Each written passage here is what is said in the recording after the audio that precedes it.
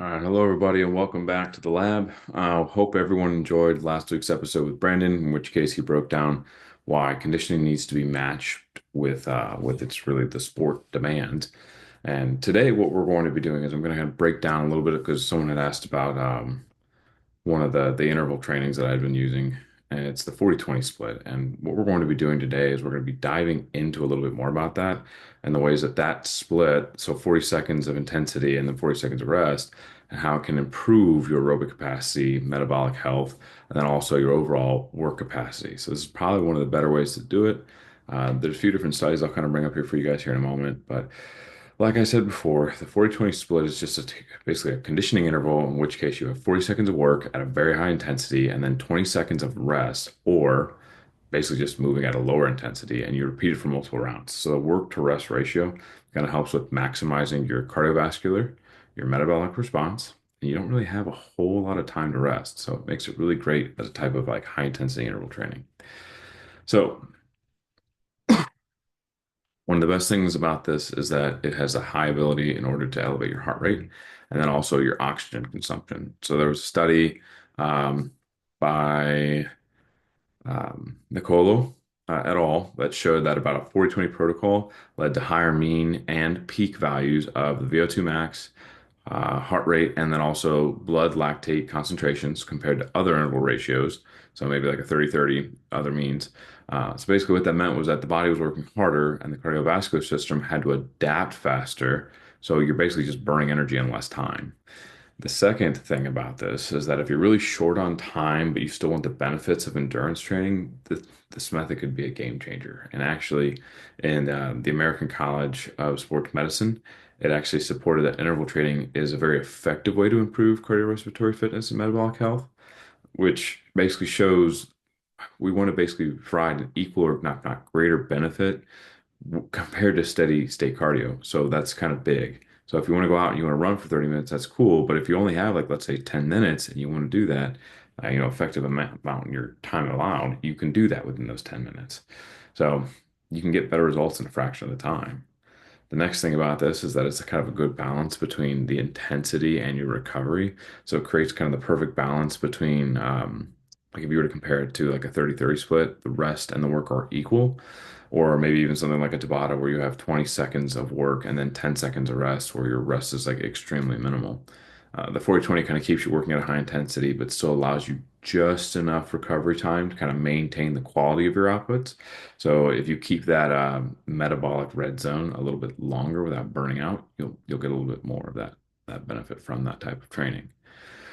Last but not least, actually second to last, it just builds your work capacity and your fatigue resistance. So if you're training for like, let's say a Hyrox, maybe a Spartan race, or you're in CrossFit, or something that requires repeated efforts, where your amount of work put out needs to be consistent and that kind of capacity needs to be elevated, this is fantastic.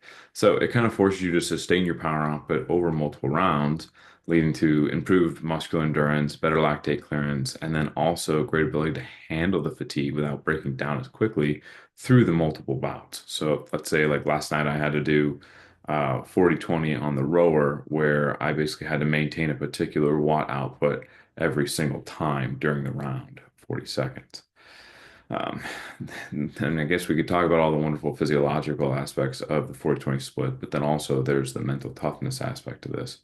You really do have to learn about how to kind of pace and then also learn when to push without kind of redlining like immediately. So like if you're at an RPE of 10 and then you can't repeat that, then you're really not understanding how you need to be doing this.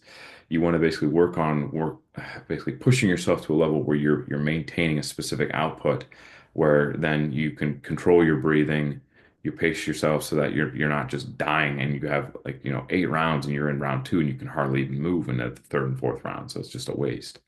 So it basically has a lot more of a carryover, not just physiologically but mentally. How are you efficiently moving through these rounds and not just destroying yourself? I think it was talking about with Paul Weber where it's like an RPE of 10. Well, why would you ever want to just flatline every single time? It's not great.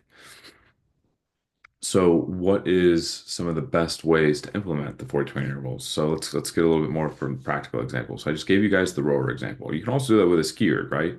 So about 40 seconds at a hard effort. So think maybe 80 to 90%, not like an RPE of 100 or an RPE of 10.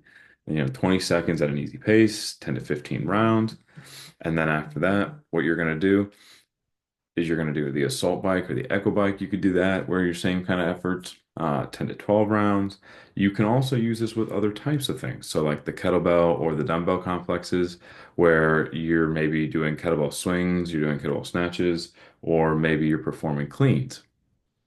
When if you're adding load into that instead of just like, a rower, a bike, or a skier, maybe you only do 6 to 8 rounds of that, or whatever your competition is going to demand of you. And then going into sprint work, you can pick whatever distance you would need in order to complete the 40 seconds of sprinting. And then you're going to have to be able to walk back, right?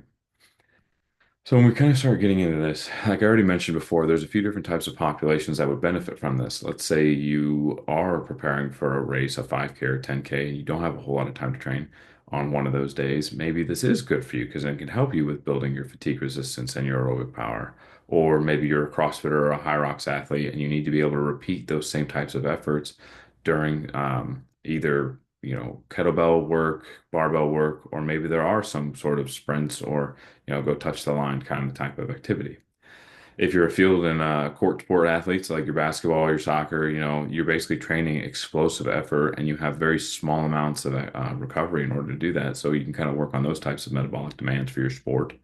And then also, strength athletes that are maybe in a cutting phase. So you can add in more conditioning, but without the possibility, unless you're doing way too much of it, the possibility of killing your strength as you're trying to maintain that.